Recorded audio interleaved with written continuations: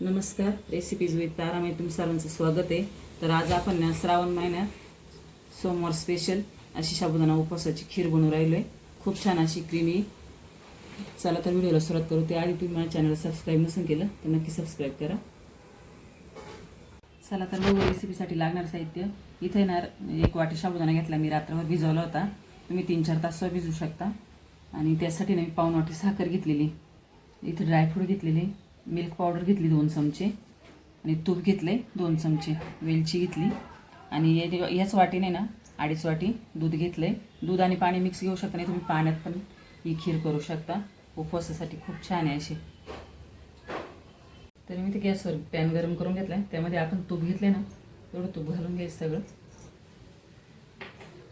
त्यामध्ये जे आपण बदाम घेतली ते बदाम टाकून घ्यायची आणि आपल्याला अर्धा 1 मिनिट फक्त बदाम याच्यावर ना थोडेसे रोस्ट करून घ्यायचे.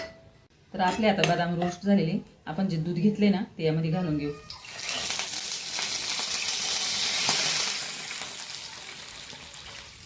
आणि आता दुधाला आहे ना चांगली उकळी येऊन देऊ.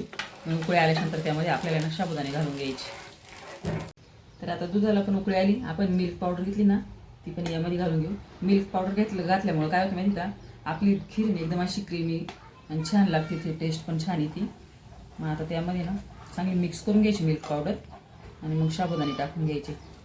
आता साबुदाणे ना आपल्याला 5 ते 7 मिनिटांनी एकदम चांगले असे शिजून घ्यायचे. जोपर्यंत ते ना असे ट्रान्सपरंट होते नाही ना तोपर्यंत आपल्याला शिजून घ्यायचे. मग त्यामध्ये आपण साखर घालणार आहे. तर आता नाही साबुदाणा टाकला होता ना तो पण आता असं ना ट्रान्सपरंट झाला, तुम्ही बघू शकता ते असे वरती आले. आणि आता ह्या स्टेजला आपल्याला त्यामध्ये ना साखर घालून घ्यायची.